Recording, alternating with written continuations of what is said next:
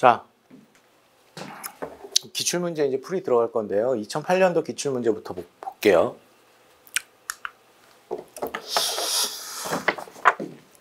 자, 1번 문제를 제가 보면 약물 A가 생체 조직으로 흡수가 되려면 지질 이중막인 세포막을 통과해야 된다라고 나왔어요. 그죠? 이 지질 이중막이라고 하는 것 자체 여러분들이 잘 알고 있듯이 인지질 이중충을 뜻하는 거죠.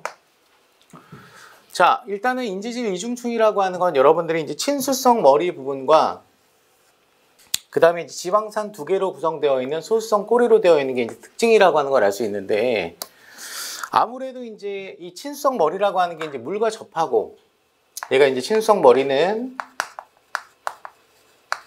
물과 접하는 부위이기 때문에 당연히 극성이나 전하를 띌 수밖에 없어요. 맞죠? 그죠? 반면에 이제 소수성 꼬리라고 하는 거는 이 내부를 향하고 있다. 소수성 꼬리라고 하는 거는 이제 세포막 안쪽을 향하고 있다라고 얘기할 수 있거든요. 근데 안팎에 아무래도 이제 물이 많기 때문에, 얘가 당일층으로 존재하게 되면 굉장히 불안정할 수밖에 없다라고 제가 개론 시간에 얘기했었습니다. 그죠? 그러니까 따라서 얘가 이중층으로 구성이 되어야지만 안쪽과 바깥쪽에 이제 물이 있는 상태에서 얘가 구조적으로 안정한 어떤 특징을 갖는다라고 얘기할 수 있어요.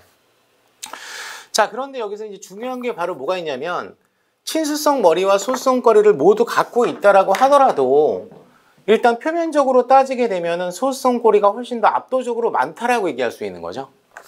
그러니까 따라서 인지질 이중충이라고 하는 거는 어떻게 보면 친수성 머리를 갖고는 있지만 소수성에 더 가깝다라고 얘기할 수 있다고. 아시겠습니까? 그죠?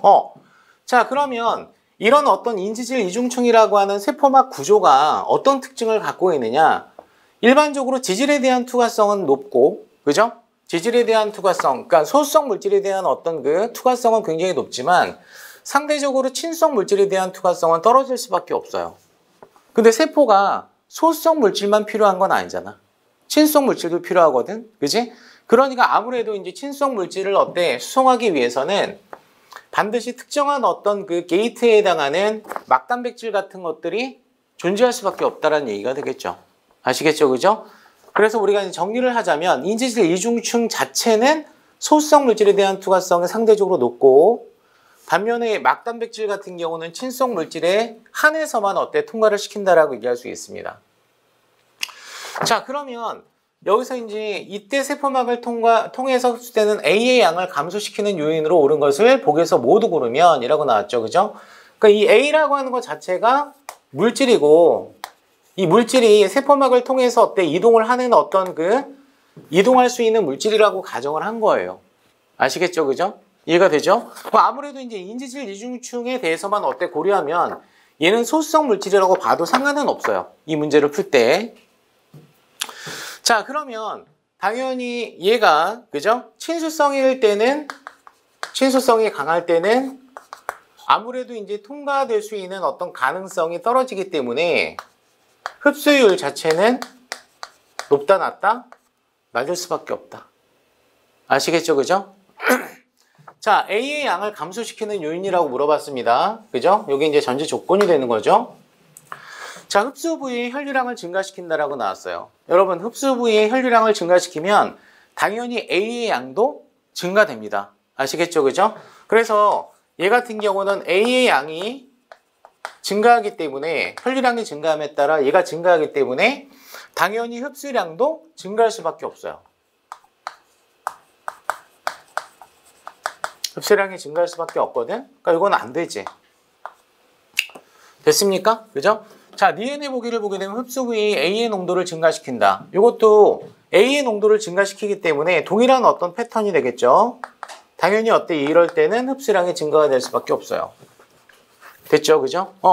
자, 그 다음에 간에서 A의 대사를 촉진해서 A의 수용성을 증가시킨다라고 나왔잖아. 맞지? 그지? 자, 그러면 A의 수용성을 증가시킨다라는 얘기는 얘가 친수성으로 바꾼다라는 얘기거든. 맞지? 그지? 친수성으로 바꾸면 아무래도 투과성이 증가해 감소할 수밖에 없다라는 얘기야. 아시겠죠? 그죠? 그래서 A의 수용성을 증가시킨다라는 얘기는 친수성을 강화시킨다라고 얘기할 수 있거든. 아시겠습니까? 그죠? 그러면 아무래도 인지질 이중층을 통과할 수 있는 어떤 능력이 떨어질 수밖에 없죠. 그죠? 그래서 A의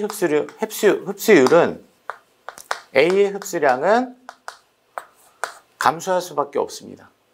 아시겠죠? 그죠? 그럼 여기서 맞는 거는 뭐밖에 안 돼? 기억 니은은 틀리고 디귿만 어때요? 여기서 정답이라고 얘기할 수 있는 거거든. 아시겠죠? 그죠? 자, 그러면 간에서 이런 대사를 촉진한다라는 얘기예요. 그죠?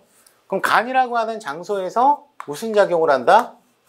해독작용을 할 수 있는데 이 간은 특히나 세포 소기관 중에서 활면소포체가 발달되어 있습니다. 아시겠죠? 그죠?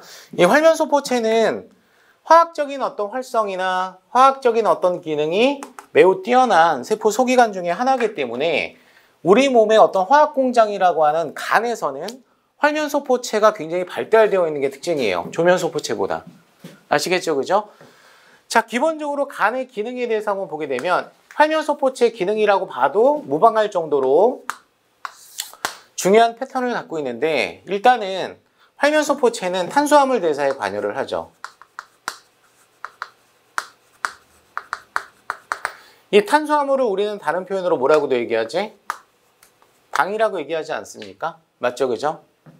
맞지? 그지? 그래서 탄수화물 대사 혹은 당 대사에 관여를 합니다. 대표적으로 우리가 이제 혈당량 조절 같은 게 이제 간에서 보통 일어나잖아. 그래서. 맞지? 그지? 그 장소가 어디라고? 활면소포체라고. 알았지? 그지? 형 좀 이따 여기 이쪽에 앉으세요. 알았지? 그지? 자, 그러면 일단 우리가 이제 포도당이 글리코젠으로 합성되는 반응도 여기서 일어나고 아시겠죠? 그죠? 이거에 대한 어떤 역반응에 해당하는 글리코젠이 포도당으로 어떤 전환되는 과정도 활면소포체에서 일어납니다. 가역적으로 진행이 된다는 얘기예요. 아시겠죠? 그죠? 자, 우리 전체적으로 다 정리를 한번 해봐야 되니까 여러분 일단 포도당이 글리코젠 되는 거는 단당류가 다당류 되는 거 맞아 아니야? 맞지? 그지? 그럼 이거 합성이야 분해야? 합성이지 그지? 자, 따라서 이때는 글리코젠 합성 요소가 관여를 해요. 아시겠죠? 그죠? 그리고 이제 글리코젠이 포도당으로 되는 과정은 잘 들어. 분해 과정이야 이거는. 다당류가 단당류로 바뀌는 거니까. 맞아 안 맞아? 그럼 얘 같은 경우는 글리코젠 분해 요소가 관여를 할 거 아니야? 맞죠? 그죠? 자, 근데 우리가 일반적으로 알고 있는 분해 효소는 어떤 분해 요소야? 물을 집어넣어서 분해하는 게 일반적이잖아. 가수분해 요소잖아. 그치? 이건 가수분해 요소가 아니야. 알았죠? 그죠? 무슨 요소예요? 가인산 분해 요소예요. 신호전달에서 나왔었던. 그러니까 인산기를 집어넣어서 분해를 해. 그럼 실제로 얘가 중간 단계에서 뭐가 만들어져? 포도당 1인산이 만들어져. 알았죠? 그죠? 그 포도당 1인산에서 인산기를 어때? 탈락시키는 과정이 또 일어난다고. 그래서 최종적으로 포도당이 되는 거야. 알았죠? 그죠? 자, 그러면 이 글리코젠 합성 요소와 글리코젠 가인산 분해 요소를 어때? 활성화시킬 수 있는 일종의 신호 분자가 있겠죠. 그죠? 이게 바로 뭐죠? 혈당량 조절 호르몬이에요. 아시겠죠? 그죠? 그래서 글리코젠 합성 요소를 어때? 활성화시킬 수 있는 호르몬이 대표적으로 여러분들이 잘 알고 있는 인슐린. 얘가 되는 거예요. 아시겠죠? 그죠? 그 다음에 글리코젠 가인산 분해 요소를 어때? 활성화시킬 수 있는 호르몬도 있을 거 아니에요? 그죠?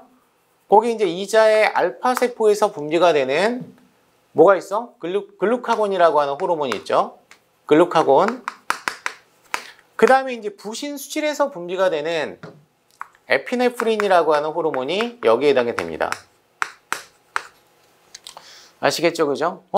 자, 그러면 이 글루카곤이나 에피네프린은 글리코젠 합성 효소에 한해서는 억제 기능을 가져. 아시겠죠? 그죠? 그리고 인슐린은 글리코젠 가인산 분해 요소에 대해서 억제 기능을 갖는다는 얘기야. 이해됐어요? 알았죠? 이렇게 이제 이거는 호르몬이고 그 호르몬에 의해서 어때 활성화될 수 있거나 억제가 될 수 있는 효소라고 얘기할 수 있어요. 자, 됐어? 안 됐어? 됐지, 그지? 그리고 또 하나 이 글리코젠이라고 하는 어떤 다당류에 대해서 한번 보면 요 글리코젠은 녹말에 비해서 그죠? 가지가 발달되어 있다. 가지가 발달되어 있다는 얘기는 포도당과 포도당이 글리코시드 결합을 형성을 할 때 그지? 얘는 알파 16 결합을 어때? 형성을 합니다. 브릿지를 형성한다는 얘기야. 아시겠죠? 그죠? 브릿지를 갖고 있는 건 녹말도 있죠. 그게 바로 뭐예요? 아밀로펙틴이라고 하는 거죠. 아밀로펙틴보다 글리코젠은 가지가 훨씬 더 많아요. 아시겠죠? 그죠? 그거까지 잡자고. 그지? 자, 두 번째. 자, 얘는 지질대사에도 관여를 합니다.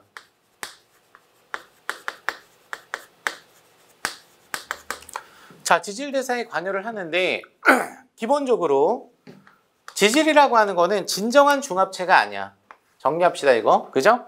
자, 얘는 뭐라고요? 진정한 중합체가 아니다. 종류가 세 가지가 있죠. 지질의 종류는 세 가지가 있잖아. 그치? 포스폴리피드라고 하는 아까 얘기한 인지질이 있고 아시겠죠? 그죠? 그 다음에 트리아실글리세롤 혹은 트리글리세리드라고 하는 중성지방이라고 하는 게 있고요. 그죠? 스테로이드 계열의 물질도 있죠. 맞아 안 맞아? 그지? 자, 이런 것들이 전부 다 진정한 중합체다 아니다? 아니다. 요게 중요해. 아시겠습니까? 그죠? 나머지는 전부 다 중합체야. 됐죠? 그죠? 그러면 활면소포체는 인지질이나 중성지방이나 스테로이드를 합성을 해요. 이 장소에서. 아시겠죠? 그죠? 근데 여기서 이제 중요한 게 있어. 인지질과 중성지방이 공유하고 있는 공통적인 성분이 있잖아. 맞지? 그지? 그래 안 그래? 그게 뭐야? 지방산이죠. 맞죠? 그죠? 얘는 지방산을 2개 갖고 있고 얘는 3개를 갖고 있는 친구거든.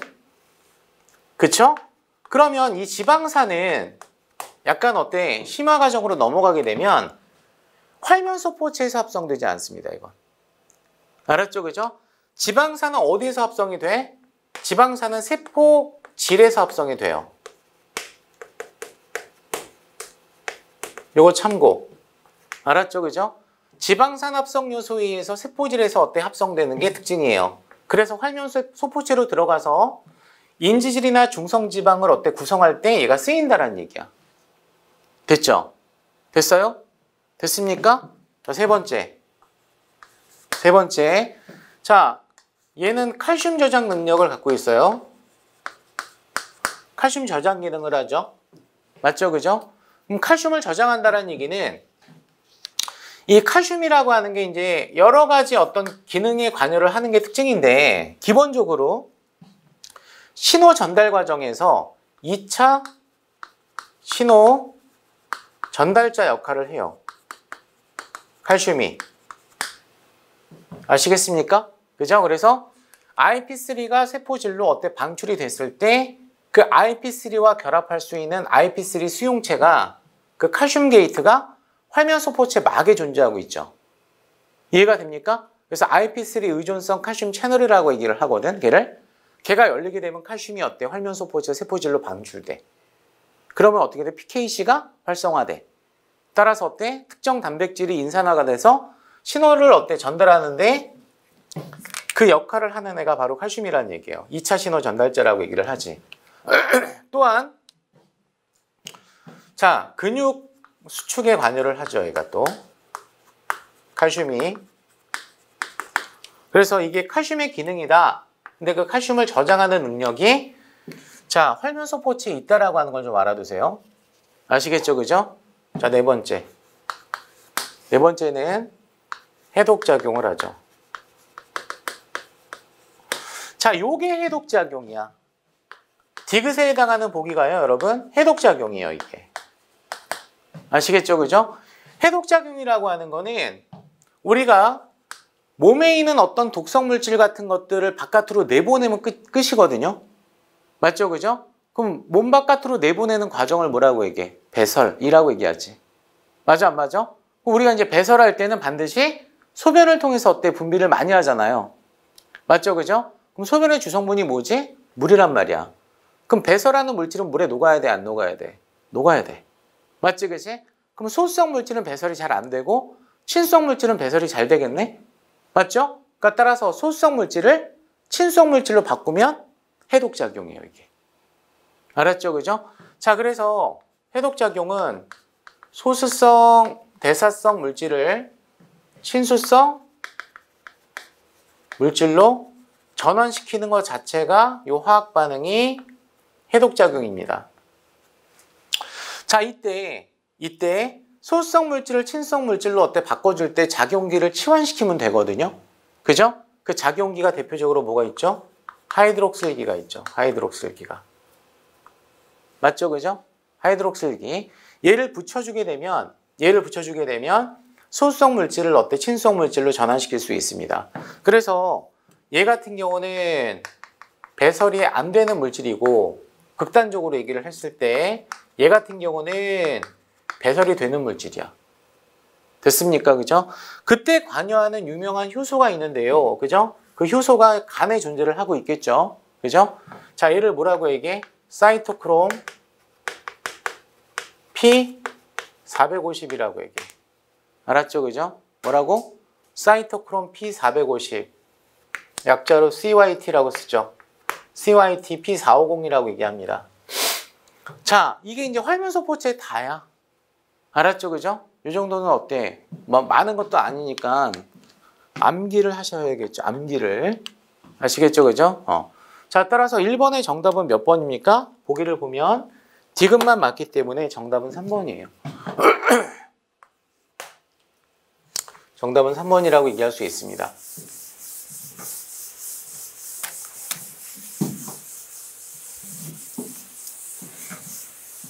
그 변리사 문제가 여러분들이 어때 풀어보셨겠지만, 그죠? 난이도가 있잖아, 그치? 일반 뭐 공무원 문제하고 비교해봤을 때 난이도가 있는 문제들이 간혹가다가 나와요. 알았죠? 일반 공무원은 4지선다형이거든. 근데 변리사 5지선다형이잖아. 그것만 해도 약간 난이도는 있다라고 얘기할 수 있어, 없어? 있지. 근데 열 문제기 때문에 여러분들이 특정 단원에 대해서 어때 집중적으로 공부하는 것도 나쁘진 않지만 실제로 어때 다양한 파트에서 많이 나와. 특히 이제 분자생물학 파트에서 많이 나온다고. 알겠죠? 실험 같은 거 내가 누누이 강조했지, 결혼 시간에. 기억 안 나요? 여러분 왜 이렇게 딱딱해? 2번 빨리 봐. 자, 다음 중 광합성의 안반응에 대한 어떤 설명으로 옳은 것은 이라고 나왔습니다. 그죠? 일단 명반응과 안반응이라고 하는 게 광합성이 있잖아요. 그죠? 자, 명반응은 틀라코이드에서 일어나지. 엽록체. 그죠? 안반응은 기질에서 일어나죠. 그 엽록체의 기질을 뭐라고 얘기해요, 여러분? 바탕질을 뭐라고 얘기해요? 스트로마라고 얘기하지 않습니까? 맞죠? 그죠? 그리고 명반응과 안반응은 선후관계가 존재를 합니다. 분명히. 알았지, 그지? 물론 얘가 명반응에서 안반응으로만 그냥 어때? 일방적으로 끝나는 건 아니야. 다시 안반응에 있는 물질이 다시 명반응으로 쓰여야 돼. 그러니까 돌긴 돌거든? 근데 실제로 어떤 그 기질을 이용해가지고 반응물을 이용해서 포도당을 합성하는 이 광합성 과정에서는 이 명반응이 먼저 일어나야 되고요. 그 다음에 안반응이 나중에 일어나야 됩니다. 그건 왜 그러냐면 명반응 산물 혹은 명반응에서 만들어진 에너지를 이용해서 안반응을 어때? 진행을 해야 되기 때문에 그래. 알았죠? 그죠? 자, 그래서 이게 이제 먼저 일어나고 이게 나중에 일어나죠? 그죠? 자, 그러면 기본적으로 일단 반응물이라고 하는 게 필요하지 않습니까? 그죠? 그 반응물이 일단은 1차적으로 명반응에 들어가는 반응물이 뭐가 필요해요, 여러분? 물 분자가 필요합니다. 아시겠죠? 그죠? 물 분자가 필요해요. 자, 이 물은요, 물은 식물의 뿌리에서 흡수해가지고 이동시켜. 잎까지. 알겠죠? 그죠? 이것도 같이 알아도. 자, 그 다음에 안반응에서 필요한 물질은 뭐가 필요해요? 이산화탄소가 필요하죠. 그죠? 따라서 6분자의 CO2가 필요합니다. 포도당 1분자 기준으로 봤을 때. 맞아, 안 맞아? 자, 그러면 이 6분자의 CO2는 어디를 통해서 들어와? 잎의 기공을 통해 흡수가 되죠. 아시겠습니까? 그러면 대부분 이 시간에 낮 시간대 어때? 일어난다라는 얘기야. 낮 시간대. 알겠죠? 그죠? 자, 그러면 당연히 광자의 어떤 영향을 받아야 되지 않습니까? 그 광자가 바로 뭐예요? 빛이고요. 이 빛은 가시광선이라고 얘기할 수 있는 거예요. 맞죠? 그죠? 그래 안 그래? 그지? 자, 이 과정에서 생성물이 만들어지는데요. 그죠? 명반응에서 만들어지는 생성물은 산소가 만들어져요. 산소는 광합성에 쓰이지 않습니다. 산소는 그냥 생성물일 뿐이에요. 맞아 안 맞아? 그럼 얘 같은 경우는 생기는 족족 기공을 통해서 배출이 되겠죠. 그래 안 그래? 맞지 그지? 그럼 기공을 통해서 배출한 산소는 당연히 이거는 다른 생물의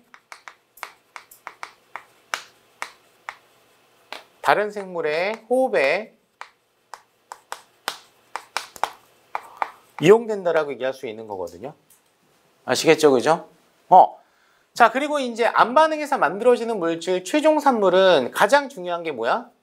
C6H12O6. 그지? 요게 바로 이제 글루코스. 포도당이잖아요. 맞죠? 그죠? 이 포도당은 수용성이야? 아니면 친수성이야? 아니면 소수성이야, 이거? 친수성이야. 물에 울트라 캡숑으로 잘 녹아. 또 하나, 화학적인 활성이 강해. 이 말은 불안정하다라는 얘기예요. 맞죠? 그죠? 그래서 포도당은 생성을 하고 나서 얘는 즉각적으로 어때? 영양기관에 해당하는 잎이나 줄기로 이동해서 혹은 뿌리로 이동해서 저장 형태로 바뀌어야 되는데요. 그죠? 그게 바로 뭐냐면은 자, C6H10 O5의 N승의 형태로 어때요? 저장이 됩니다. 자, 이걸 뭐라고 얘기해? 녹말이라고 얘기해. 아시겠죠? 그죠? 그럼 녹말은 얘는 난용성이야. 얘는 수용성이고 얘는 난용성이야. 얘는 어때? 삼투압에 영향을 주지만 얘는 삼투압에 영향을 안 줘. 알았지? 그래서 녹말로 저장을 한다고요. 됐죠? 그죠? 자, 그리고 나서 부가적으로 뭐가 생성이 되죠? 6분자의 H2O가 어때? 생성이 되죠. 그죠? 그럼 요거는 그때 만들어질 때마다 사용할 수도 있고, 그죠? 뭐 다른 용도로 어때? 버릴 수도 있고, 그죠? 그러니까 따라서 얘는 뭐라고 얘기할 수 있어? 대사수라고 얘기할 수 있어. 그래서 여러분 그 생물에서는 반응물의 12분자의 H2O와 생성물의 6분자의 H2O를 어때? 약분하지 않아. 왜? 얘는 명반응에 쓰이는 애고 명반응에 어때? 들어가는 애고 얘는 암반응에서 나오기 때문에 그래. 됐죠? 그죠? 자, 그러면 이 과정에서 물 분자가 산소로 어때? 분해가 됐을 때 그지? 수소가 사라지지 않았어요? 맞죠? 그죠? 그럼 수소가 암반응 과정에서 CO2를 뭐 시킬 때? 환원시킬 때 사용됐다는 얘기예요. 왜냐하면 얘는 CO2에는 수소가 없지만 포도당에는 수소가 있거든. 맞지? 그지? 근데 그때 관여하는 친구가 누구예요? 탈수소 조효소. NADP 플러스라고 하는 애죠. 그죠? 그 NADP 플러스가 자, 수소를 어때요? 수소와 전자를 운반시킵니다. 그게 이제 12분자가 여기서 어때요? 이동을 해요. 됐어, 안 됐어? 됐지, 그지? 자, 그리고 추가적으로 뭐가 만들어지냐면 ATP가 만들어지죠. 18ATP가 만들어집니다. 알았죠, 그죠? 제가 제일 좋아하는 숫자예요. 미안해. 그렇게 해도 외우라고. 알았지, 그지? 18ATP가 만들어져요. 자, 그러면 요 ATP가 에너지지? 요 ATP는 빛 에너지를 통해서 만들어진 거 맞아, 아니야? 맞지? 맞아, 안 맞아, 그지? 그래서 요 반응을 우리는 뭐라고 얘기하니? 광인산화라고 얘기해, 그지? 명반응에 광인산화 반응을 통해서 ATP가 만들어집니다. 맞죠, 그죠? 그리고 물이 산소로 쪼개지는 요 반응을 물의 광분해라고 얘기를 해요. 아시겠죠, 그죠? 맞아, 안 맞아? 그래서 실제로 요 물질들이 요 에너지가 암반응에 필요하기 때문에 반드시 명반응에서 얘네들을 만들고 안반응으로 넘겨야 돼. 됐어? 그러면 안반응이 끝나게 되면 12개의 NADPH는 수소를 줬기 때문에, 전자와 수를 줬기 때문에, 그죠? 이 과정에서 12개의 NADP 플러스로 어때요? 다시 명반응으로 되돌아가겠죠? 맞아, 안 맞아? 그 다음에 18개의 18개의 ATP도 인산기를 어때? 주기 때문에 18개의 어떤 ADP와 18개의 무기 인산기가 어때요? 다시 명반응으로 돌아가겠죠. 맞아, 안 맞아? 그러니까 따라서 이 둘은 순환을 하긴 해. 하지만 선후관계는 있다라는 얘기예요. 자, 됐습니까? 이해됐어, 안 됐어? 됐지, 그치? 자, 그러면 문제에서는 이게 전체적으로 어때? 한번 정리를 한 겁니다. 자, 문제에서는 지금 안반응에 대해서만 물어봤잖아요. 맞죠, 그죠? 안반응에 대해서만 물어봤잖아. 그치? 자, 그러면 안반응은 기본적으로 RUBP라고 하는 대사 중간산물이죠, 이게. 요걸 뭐라고 얘기해? 탄소가 5개짜리에 해당하는 리블로스 몇 인산? 2인산이라고 얘기합니다. 리블로스 비스포스페이트. 아시겠죠, 그죠? 자, 요거는요. 이 리블로스라고 하는 얘 자체가 5탄당이에요. 알았어요? 몇 탄당이라고? 5탄당. 우리 5탄당? 리보스, 데옥시리보스 걔도 5탄당이고 리블로스도 5탄당이야. 알았지, 그지? 어쨌거나 얘가 탄소 5개짜리 5탄당에 인산기가 2개가 붙어있는 친구야. 됐습니까? 그죠? 그럼 얘가 기공으로부터 들어온 6분자의 CO2와 어때? 결합을 한단 말이야. 맞죠? 그죠? 어떤 기질의 CO2가 결합하는 어떤 반응을 카르복실화 반응이라고 얘기해. 알았죠? 카르복실화 반응을 어때? 유발하는 효소가 있겠죠? 그 효소가 중요하다라고 제가 개론 시간에 얘기했습니다. 걔를 뭐라고 얘기해? 루비스코라고 얘기해. 뭐라고 얘기한다고요? 루비스코. 알았지? 그래서 이 루비스코라고 하는 효소가 카르복실화를 어때? 수행하는 거죠. 이게 그래서 뭐의 약자야? 리블로스 2인산 카르복실레이션 옥시데이션. 이거의 약자야. 알았죠? 그죠? 그래서 이 루비스코는 이산화탄소하고도 어때? 반응할 수 있고 산소하고도 반응할 수 있기 때문에 광호흡 반응도 할 수 있는 거예요. 광합성뿐만 아니라. 알았죠?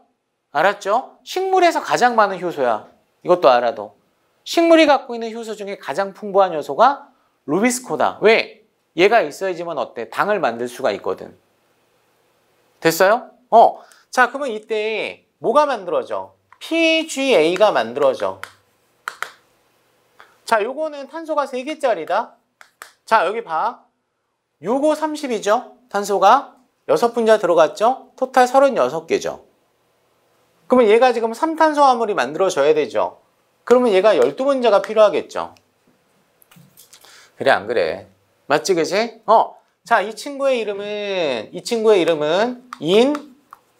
인글리세르산이에요. 인글리세르산. 알았죠? 3번 탄소 인산기가 있기 때문에 3PG라고도 얘기해요. 3PG. 됐나요? 자, 이 PGA가 그죠? 명반응 산물에 해당하는 자, 12개의 ATP와 어때? 반응을 합니다. 그럼 얘가 12개 ADP로 어때? 탈인산화 과정이 일어나거든? 맞지? 그러면 18개 중에서 12개가 여기서 반응을 한다는 얘기야. 그럼 이 반응은 뭐니? 명반응이지 뭐. 알았죠? 그죠? 그러면 얘가 인산기를 하나 갖고 있었던 인글리세르산이 인산기를 2개씩 갖게 돼요. 맞죠? 그죠? 그래서 얘를 뭐라고 얘기해? PGA라고 얘기합니다. 자, 요거는 이 인글리세르산이라고 얘기를 하죠. 당연히 탄소의 개수는 변화가 없어요. 3개짜리죠. 그죠? 따라서 이것도 12분자 그대로 갖고 있는 거죠. 됐습니까? 그죠? 그 다음에 요 BPGA가 반응을 할 때 명반응 산물에 해당하는 NADPH가 여기서 전자를 주고 빠집니다. 아시겠죠? 그죠? 그럼 얘가 뭘로 바뀌겠어? 12개의 NADP 플러스로 바뀌어 안 바뀌어? 바뀌지? 내가 수소하고 전자는 동급이라고 얘기했지. 분명히 수소 잃었지. 전자 잃은 거야. 그럼 얘는 뭐가 된 거죠? 산화. 그죠? 얘는 뭐가 된 거죠? 환원. 전자를 받았으니까. 오케이, 말이. 아시겠습니까? 그죠? 그러면 얘가 NADP 플러스가 다시 NADPH가 되는 이 반응 또한 명반응이라고 얘기할 수 있어요? 없어요? 있는 거죠. 자, 그러면 얘가 유기산이기 때문에 카르복시산이기 때문에 얘가 환원되게 되면 알데하이드로 바뀌어요. 알았죠? 그죠? 그 알데하이드를 우리는 뭐라고 얘기해? PGAL 인 글리세르 알데히드 인 글리세르 알데히드 아시겠습니까? 그죠? 자, 다른 표현으로 뭐라고도 얘기해? G3P라고도 얘기하지? G3P 이건 자주 나오니까 그지? 자, G3P는 글리세르 알데히드 3번 탄소의 인산기가 있기 때문에 몇 인산? 3인산이라고 얘기하는 겁니다. 아시겠죠? 그죠? 자, 그러면 이 12개의 PGAL 중에서 10개는 다시 RUBP 재생에 관여를 하고요. 재생에 어때 사용이 되고요. 나머지 이 PGAL이 당을 만드는데 사용이 됩니다. 이게 3탄당 인산이죠.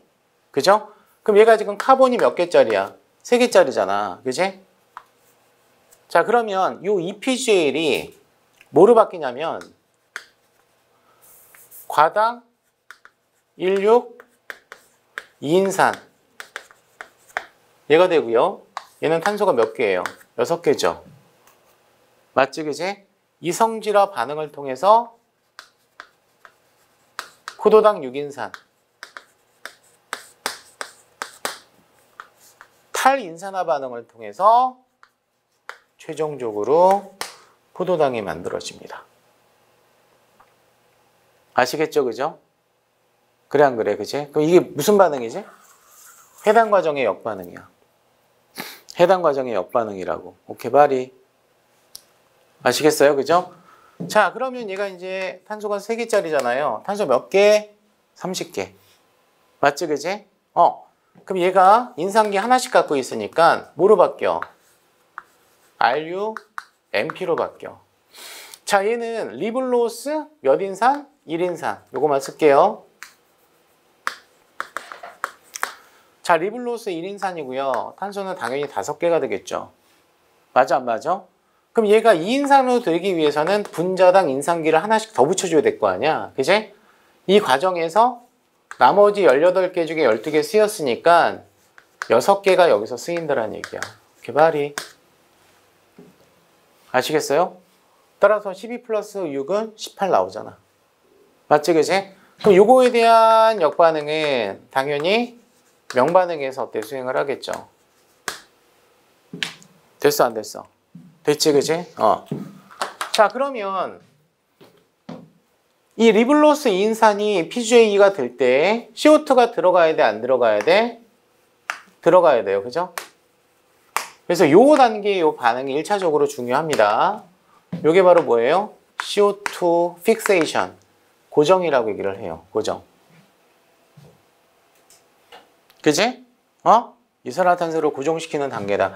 자, 그리고 또 하나 혹시나 해서 이 기체 상태로 얘가 반응을 할까? 아니면 액체 상태로 반응을 할까? 액체 상태로 반응해, 이거. 물에 녹아서. 알았죠? 그죠? 기체는 반응성이 떨어져요.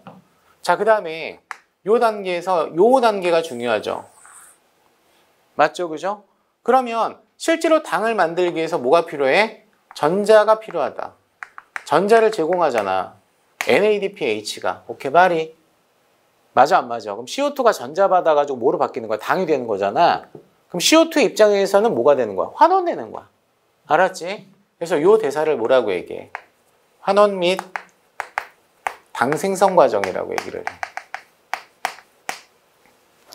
됐습니까? 그죠? 마지막 단계는 뭐라고 얘기할 수 있어요?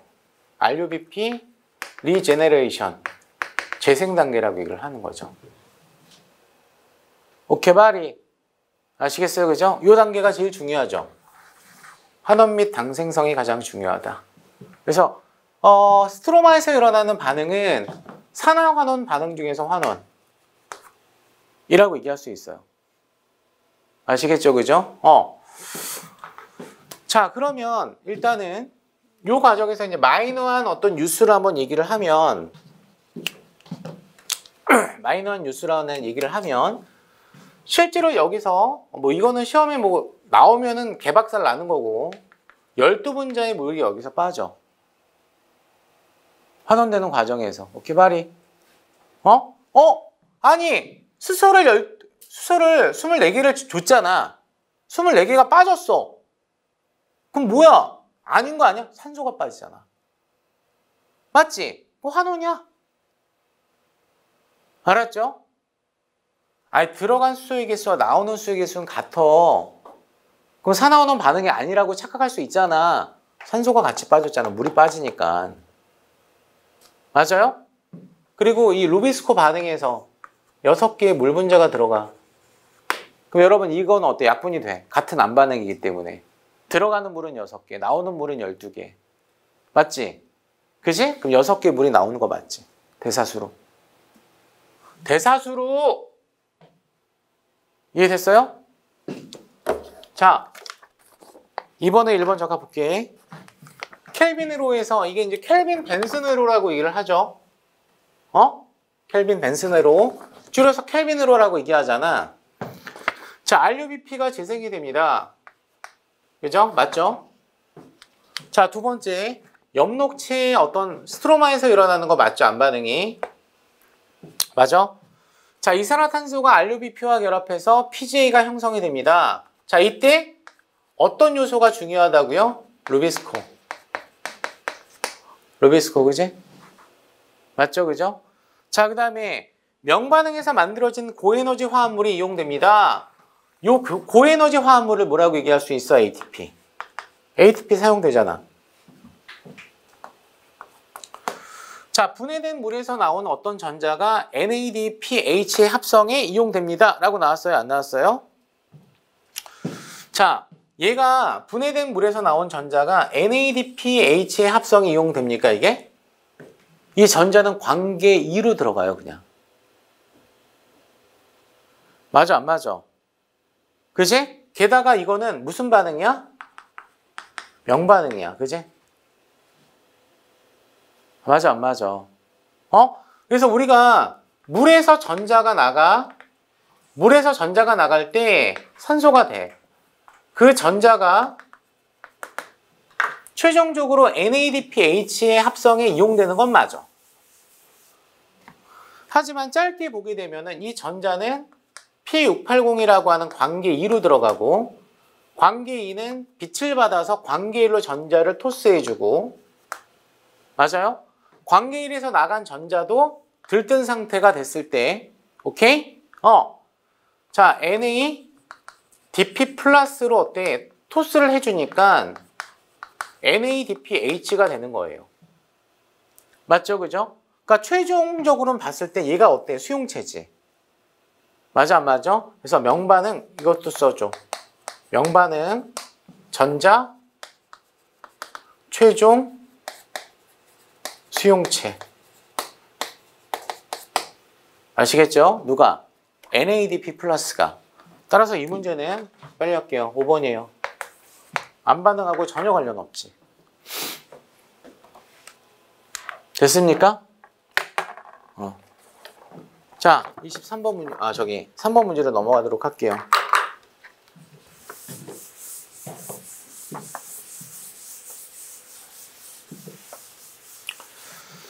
자, 다음 중 우리 몸의 면역 반응에 관한 어떤 설명으로 옳은 것은? 이라고 나왔거든.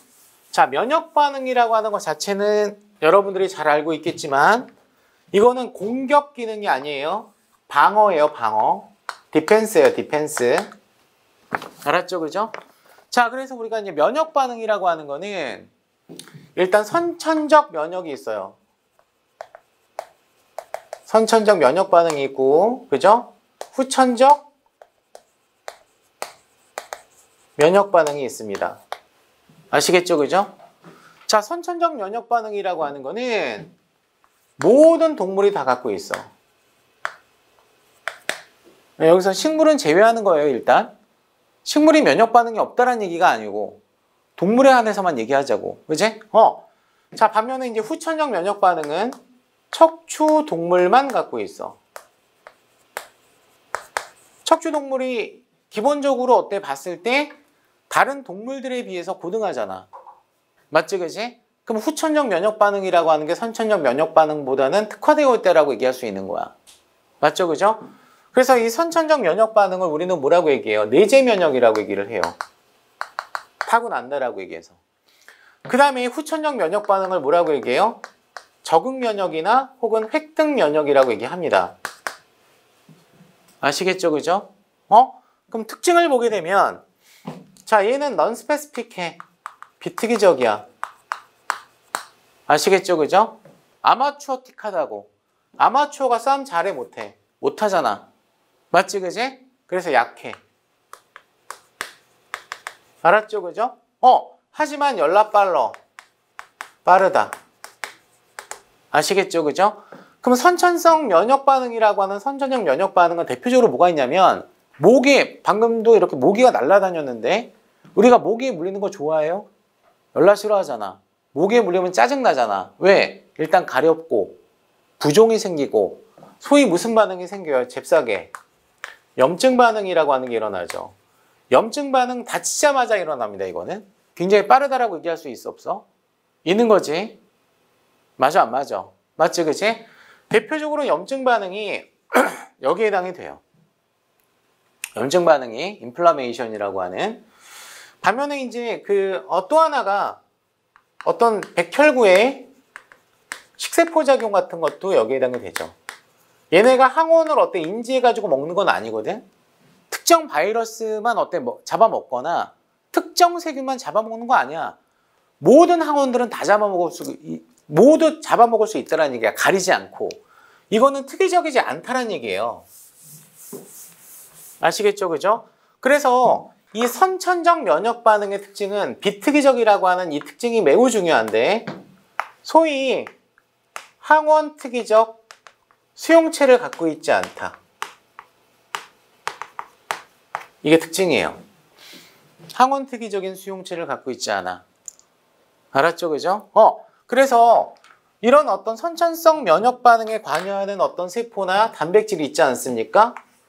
면역 단백질 중에서는 컴플리먼트라고 하는 보채. 아시겠죠, 그죠?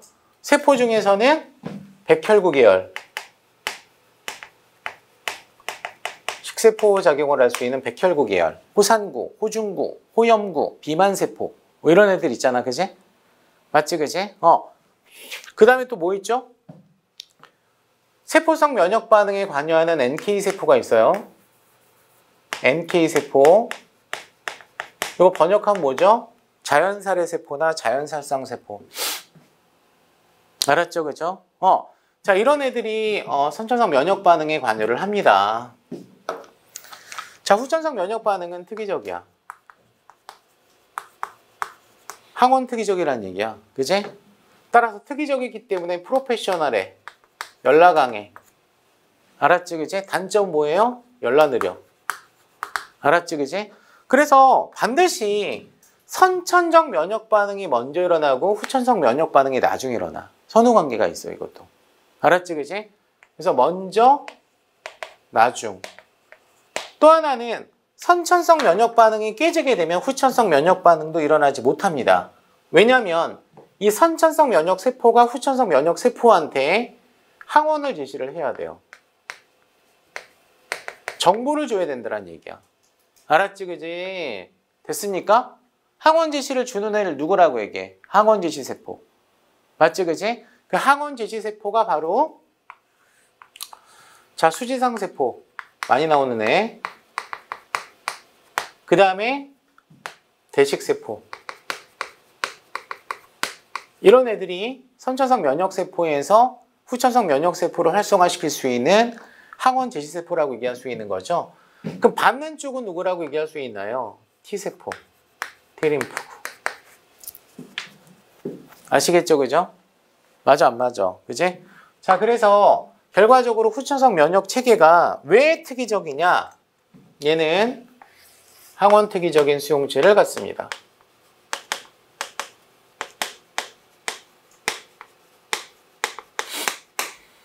항원 특이적인 어떤 수용체를 갖는데, 그죠? 종류를 봅시다. 그죠? 종류를 보면 T림프구가 있죠. 그죠? 그 다음에 B림프구가 있죠. 그죠? 맞아, 안 맞아? 둘은 어떻게 기억해야 될 거 아니야. 그지? 자, T림프구는 항원 특이적인 수용체를 갖는데 그 T림프구는 TCR이라고 하는 주수용체와 플러스 CD, 포 또는 CD8이라고 하는 보조 수용체를 갖습니다. 그래서 TCR 플러스 CD4의 어떤 조합으로 되게 되면은 자, 보조 T림프구가 되는 거고, 아시겠죠? 자, TCR 플러스 CD8의 어떤 조합을 갖게 되면은 세포독성 T림프구가 됩니다. 아시겠죠? 그죠? 그래서 이 보조 T림프구는 독성 T림프구나 B림프구로 활성화시켜줄 수 있기 때문에 후천성 면역 체계의 대빵, 사령관, 알았지? 그지? 그래서 후천성 면역 체계의 중추예요. 후천적 면역 체계의 중추세포예요. 그러면 독성 T림프가 하는 역할은 뭐죠? 세포 독성, 감염된 나의 세포를 죽이기 때문에 세포성 면역에 관여를 해. 자, 여기서 이제 B림프구는 여러분들이 면역학 학교 다닐 때도 들어봤죠? 얘가 항원 특이적인 항체를 생성하죠.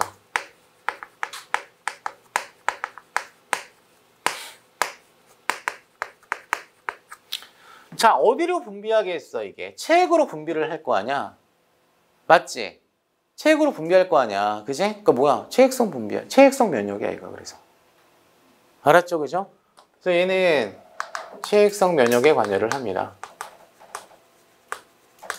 좀 약간 난이도 있는 어떤 얘기를 하면 항체는 특이적인 체액성 면역에 관여를 하고 보체는 비특이적인 체액성 면역에 관여를 하고 보체는 항원을 제거할 수 있지만 항체는 어때? 직접 제거하지 못한다.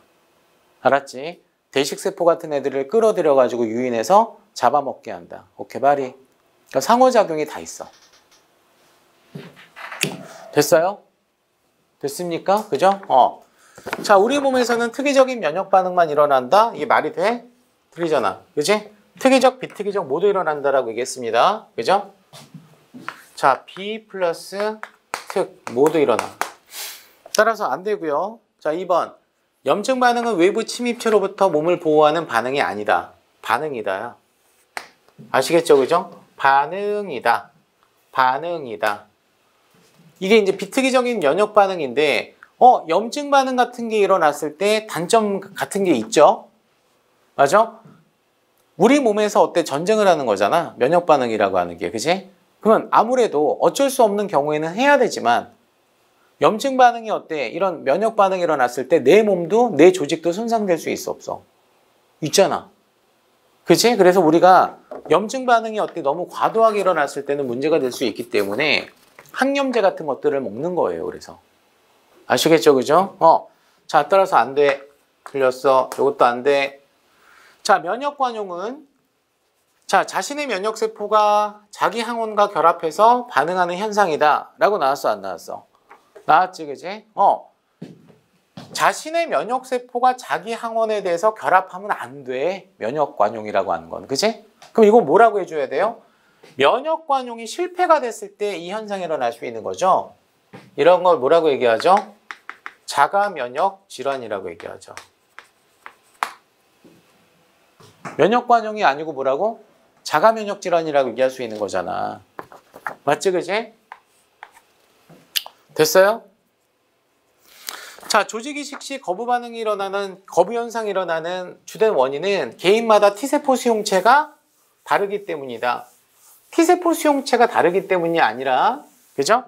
그 T세포 수용체가 MHC 분자를 어때 인식해서 공격하잖아. 맞죠? 그죠? T세포 수용체가 다르기 때문이 아니라 MHC 분자가 세포마다 어때요? 개인마다 어때? 이게 다르죠. 맞지? 그치? 요 MHC를 뭐라고 얘기해? 뭐라고 번역하죠? 주조직 적합성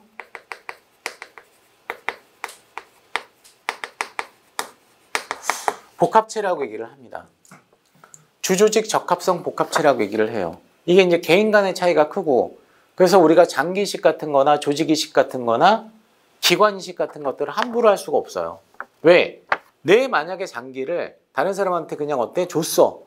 그럼 그 사람 면역계에 있는 T세포가 내 장기에 있는 MHC를 비자기로 인식해서 공격할 수 있다는 얘기야. 그럼 장기 다 망가져.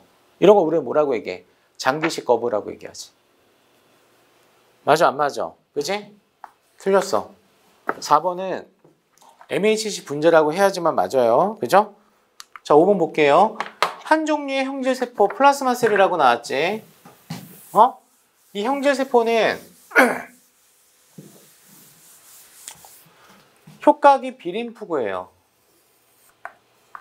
항원 제시를 받은 후에 만들어지는 효각이 비림푸구라고. 그럼 얘가 하는 역할은 뭔데? 항체 분비를 하지. 맞죠? 그죠? 그래, 안 그래? 맞아, 안 맞아? 우리가 이 비림푸라고 하는 이 친구는, 그지? 얘 한 개당 한 종류의 항체만 만들어. 아시겠죠? 그죠? 한 개당 한 종류의 항체만 만들어줘요. 자, 그럼 항원 특이성이 동일한 한 종류의 항체를 생산한다. 맞지, 이거? 맞아, 안 맞아? 맞잖아. 정답 5번이라고 그래서. 자, 백투더 칠판. 여기를 보시라. This is 항원. 항원은 자기예요, 비자기예요? 비자기. 다른 표현으로 뭐라고 얘기해요? 넌셀프. 알았지, 그지? 이 항원을 세균이라고 봐도 좋고 바이러스라고 봐도 상관은 없어요. 근데 얘가 우리 몸에 들어왔을 때 우리 몸에 있는 면역기관이 얘를 항원으로 인식을 해야지만 면역 반응을 수행할 수 있겠지. 맞아, 안 맞아? 그러면 이 항원 전체를 다 인식하는 게 아니라 이 항원이 갖고 있는 특정 분자가 항원으로 어때 인식이 되는 거야. 아시겠습니까? 그죠? 이걸 우리는 뭐라고 얘기해? 에피톱이라고 얘기해. 소위 뭐라고 얘기해요? 항원 결정기라고 얘기합니다. 뭐라고 얘기한다고요? 항원 결정기. 그지? 그래서 뭘 얘기를 하려고 하는 거냐면 개론 시간에 다 얘기를 했어요. 한 종류의 항원은 혹은 뭐 한 개의 항원은 여러 종류의 항원 결정기를 가질 수 있어.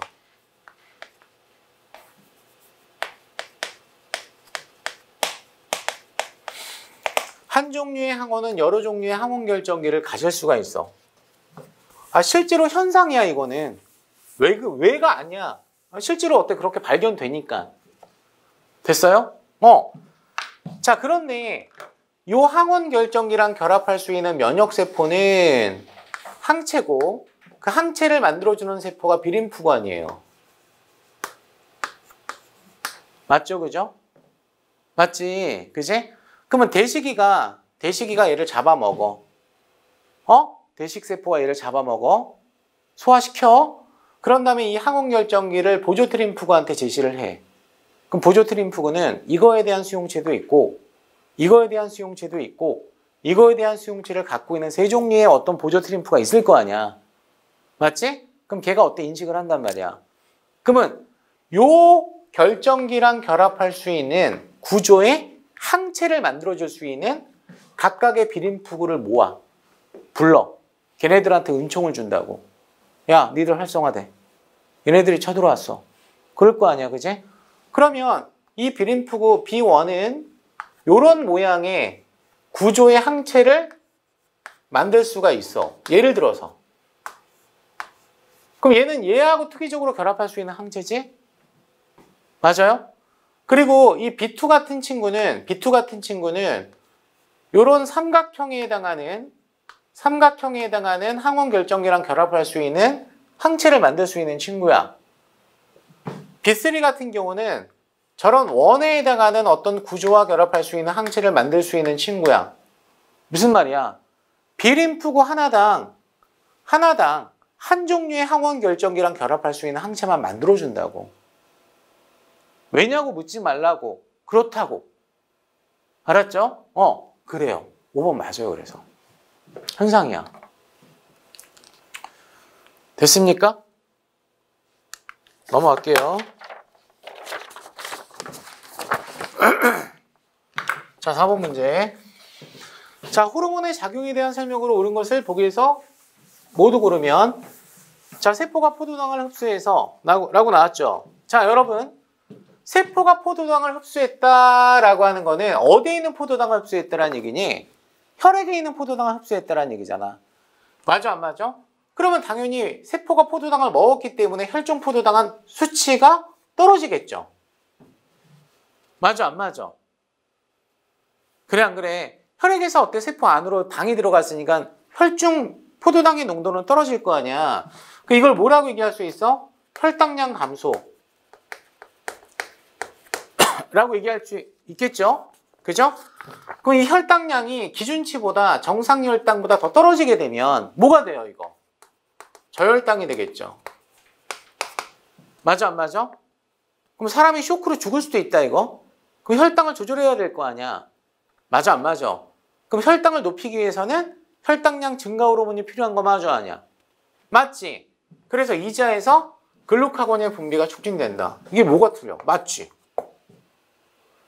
맞습니까? 혹은 부신에서 에피네프린이 분비가 된다. 이것도 맞지? 맞아요? 그죠? 따라서 기억 맞습니다. 니은. 자, 인슐린은 혈당량 증가에 의하여 라고 나왔죠? 얘가 인슐린은 혈당을 증가시키는 호르몬이에요? 감소시키는 호르몬이에요? 감소. 따라서 인슐린은 고혈당일 때 분비가 돼요. 고혈당 시 분비. 그러니까 혈당량 증가에 의해서 분비가 되겠죠. 자, 그런데 자, 시상압으로부터 신경 자극을 통해 자, 이자의 베타세포로부터 어때 분비가 된다. 이거 가능해요? 자, 잘 들어. 자, 고혈당 자체가 혈액에 이제 당 성분이 어때? 높아졌다라는 얘기잖아. 맞지? 요거를 직접 이자의 베타세포가 인식해서 어때요? 감지할 수도 있어요. 알았죠? 그죠? 그런데 얘가 우회적으로 시상하부를 통해서 이자의 베타세포로 어때요? 자극을 줄 수도 있습니다. 알았지? 이때 신경이 관여를 하고요. 그 신경이 부교감 신경이에요. 아시겠죠? 그죠? 그러니까 따라서 니은도 맞아. 혈당량 조절에서 인슐린과 글루카곤의 관계는 기량작용이죠. 혈당량 감소, 글루카곤 혈당량 증가. 맞지? 기량은 하나의 대상에 대해서 반대작용을 하는 관계를 기량이라고 얘기해. 교감, 부교감, 인슐린, 글루카곤, 또 하나 뭐 있어? PTH, 칼시토닌. 알았지, 그지? 자, 수분 조절에 대한 어떤 티록신과 바소프레신의 관계가 동일하다. 자, 여기 봐요. 티록신은 대사 조절에 관여하지 수분 조절하고는 상관이 없어요. 맞죠? 물질 대사율을 증가시키는 게 티록신 아니야. 엉뚱한 게 나왔지. 풀렸지? 됐어요? 정답은 따라서 그는 몇 번? 4번.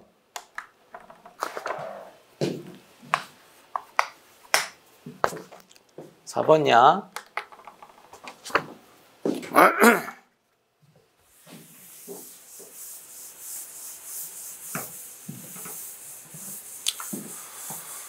자, 초기의 생명 근원 물질이 RNA라고 주장할 수 있는 어떤 근거로 옳은 것을 보기 위해서 모두 고르면 이라고 나왔어요? 안 나왔어요? 나왔습니다. 여러분들이 그런 거 있잖아. 닭이 먼저일까? 달걀이 먼저일까? 뭐 이런 거. 그지? 어떤 게 먼저일까?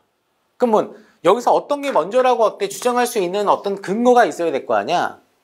모순이 있으면 안 되잖아. 맞아, 안 맞아? 자, 그러면 이런 거 우리는 뭐라고 얘기해? RNA 월드 가설이라고 얘기를 해. RNA가 최초의 생명체의 핵산이었을 것이다. 라고 하는 거죠. 이게 이제 인정을 받고 있죠. 현재. 자, 첫 번째. 만약에 if야 if DNA가 먼저 나왔다라고 한다면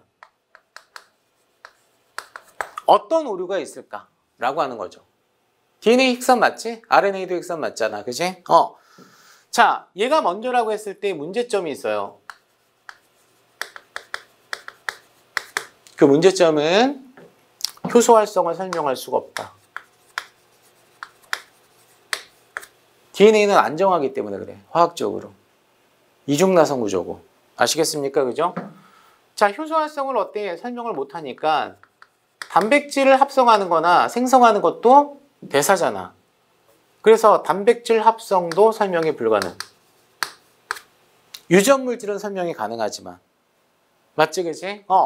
자, 그 이유는 왜냐하면 DNA가 화학적으로 very 안정하기 때문에 그래. 아시겠어요? 아시겠어요? 자, 그럼 만약에 단백질이 먼저 아닐까? 단백질이 먼저라고 가정을 한번 해보자 이거야. 모기를 안 잡으니까 왠지 몸이 좀 근질근질하고 벌써 물린 것 같고 미안해요. 헛소리 해가지고. 자, 단백질이 먼저라고 어때 했을 때 문제점이 있어. 뭐지?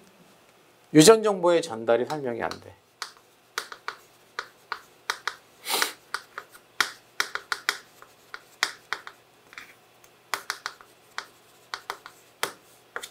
유전 정보의 어떤 전달 설명이 안 됩니다. 그죠? 또한 존재도 설명이 불가능해요. 그지? 자, 그래서 결과적으로 효소 활성도 가지고 있으면서 핵산의 어떤 특성을 갖고 있는 RNA가 가장 유력하고 실제로 현재 지구상에 존재하고 있는 생물이 갖고 있는 RNA가 효소 활성을 갖고 있는 애가 있잖아. 걔를 뭐라고 얘기해? 리보자임이라고 얘기해. 리보자임. 아시겠죠? 그죠? 그래서 일단은 RNA는 자, 유전 정보의 어떤 전달이나 존재 둘 다 설명이 가능하죠. 존재와 전달 설명이 가능합니다. 그죠? 그 다음에 효소 활성도 갖고 있는 리보자임이 있죠. 맞아, 안 맞아? 그지? 그래서 결과적으로 DNA나 단백질이 어때? 모순이 있는 것들을 모두 설명 가능합니다. 그래, 안 그래? 그렇다고. 자, 따라서 리보자임 해당이 돼, 안 돼? 돼. 자, 두 번째 이제 RNA 게놈을 갖고 있는 바이러스. 게놈이라고 하는 건 유전체를 뜻하죠. 어떤 생물이 갖고 있는, 물론 바이러스가 생물이라고 볼 수는 없지만 생물이라고 가정하자고. 어떤 생물이 갖고 있는 토탈 DNA를 뭐라고 얘기해? 게놈, 지놈이라고 얘기하잖아. 그지? 그럼 바이러스가 RNA만 갖고도 어때? 살아갈 수 있고 유전할 수 있고 돌연변이 일으킬 수도 있다라고 하는 거는 결과적으로 이걸 통해서 번식할 수 있다는 얘기예요. 맞지? 가능하잖아. 맞지? 그지? 자, 그 다음에 밀러의 생명의 근원 실험 결과. 이거 뭐야? 이 밀러의 실험은 환원성 대기를 이용해서 유기물 만든 거야. 그러니까 따라서 메테인, 메탄, 수증기, 수소, 암모니아, 여기다가 고온 방전, 고압 방전, 이거를 줘가지고 간단한 유기물을 만든 거라고. 이게 뭔데? 무기물이야. 무기물을 유기물로 만들어 준 거야, 그냥. 전혀 관련이 없어요. 아시겠어요? 따라서 정답은 그네 몇 번? 3번. 이번 시간 여기까지 하도록 할게요.